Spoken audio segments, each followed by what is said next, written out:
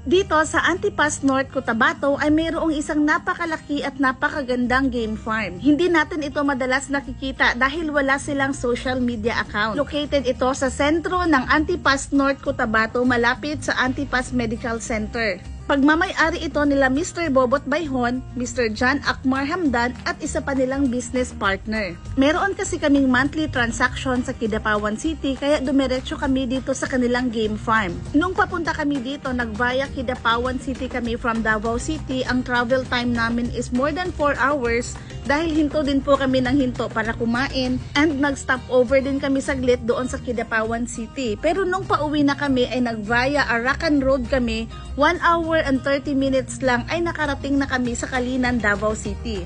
Pag galing kang Davao City ay mas malapit pag sa Arakan ka dadaan, pero no problem dahil naga-shipping din naman sila dito. Ito po na video ay ang ating introduction video at isasama ko na rin dito kung saan nanggaling ang kanilang mga breeding materials. At bukas naman po ay i-upload ko ang ating full interview at ang ating farm tour sa kanilang 6 hectares na game farm. At kaya ko talaga pinuntahan ang game farm na ito kasi naghahanap tayo ng mga quality ng mga breeding materials, mga quality na manok, yet dito po na game farm ay affordable po sila. Bakit ko sinasabi na quality? Kasi ang laki ng area nila dito, ang lawak, ang linis, ang ganda ng sistema nila sa pagpapalaki ng kanilang mga sisiw at mga manok, at grabe yung kanilang mga breeding materials, top quality. Ito yung MK Kelso ni SF, ni Mr. Bibot Uy.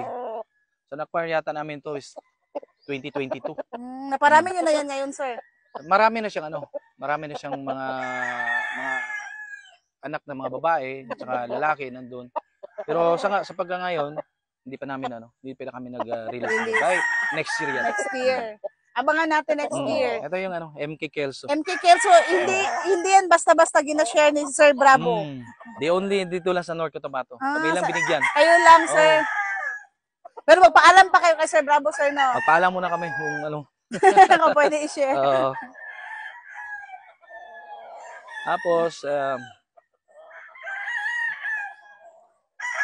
ito yung McLean ni Mr. Leo Enriquez ng Wild Creek. Medyo galit sa taong bagong nakuha din sa kay Mr. Leo Enriquez. Yung yung Johnny Jumper Kelso niya. 8 months old. Kasi yung banded niya is WPC. Gagamitin nyo na ngayong yan, sir? Nagamit na sa Early Bird. Early Bird. So by next year na meron na siyang meron na mga palahi niya. Ito yung yung Golden Boy, na-acquire namin by 2022 pa rin kay EAJ, kay Mr. Arnold De La Cruz. Ito yung Golden Boy niya. So ngayon, hindi namin nagamit kasi dalawa man to, yung in-acquire namin, dalawa yung kinuha namin. Mas kami doon, nag-focus kami sa mas lighter na kulay kasi yun ang mas sellable sa mga buyers yun. Yung light, sir. Yung lighter na kulay. Kasi ito yung dome ni Bravo. Medyo din. Galit sa pa rin to. Kasi bago lang kalalabas sa breeding area. Pina-relax namin kasi baka ngayong ngayong local gagamitin naman. By December born naman yung ilalabas. Ang swerte niyo, sir, kasi Sir Bravo hindi nag-release na breeding materials na ang laking pagpasasalamat namin nito kay Mayor Tata Sala talaga. Siya yung tulay kung bakit naka-acquire kami ng mga breeding materials. Sir Bravo. Itong Gilmore ni Red. Ito, mabait ito Gilmore lang yung kinuha namin kasi meron naman kaming 5K ni Bravo. Meron naman Golden Boy ni EJ. So parehas mo lang yung same man lang sila. Ganda Tapos ito yung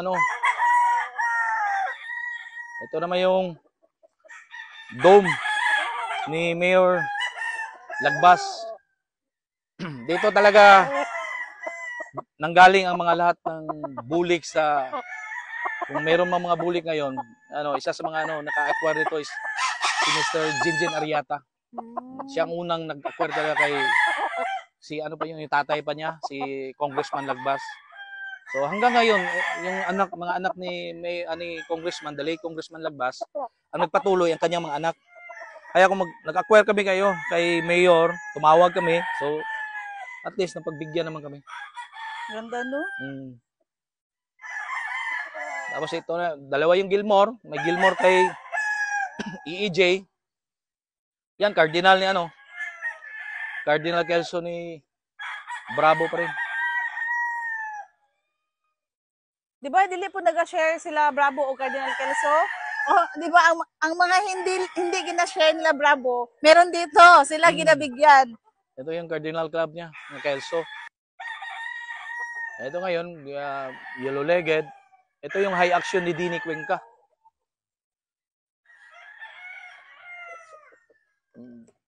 Dalawa kasi yung high action kinuha namin, yung dark at saka light. So far ito, ang isang nakita ko dito na magandang crosses sa 5K. Ito i-cross sa 5K, No, sir. yung babae 5K, yung lalaki high action. Mas mataas yung pero siya, yung vigorous masyado ba? Yung Vigor nandyan talaga. Ang pangalan talaga ng breed, sir, high action? High action talaga yung bloodline niya. High action talaga ang name ng ganyang Ito yung Golden Monkey ni Mr. Dini Cuenca. Siya, medyo pangit pa yung balahibo kasi nagalugon pa. Yun ang 5K ni Yan, matapang talaga yan. Kay tao, babanggain niya. So, ito pa yung mga Boston ni Mr. Lance, Lance de la Torre. Matanda na. Tanda na. Yeah, sa 7 years. Anak na to. 7 years old na nga. Ngayon alam nyo na kung bakit binisita ko itong kanilang game farm. At bukas ay mas makilala pa natin itong GMH Tomtons Game Farm. Kaya abangan bukas ang ating full interview at ang ating farm tour para makita nyo ang kanilang napakalinis at napakalawak na mga facilities. Hanggang dito na lang muna ang ating video. See you again tomorrow. Bye!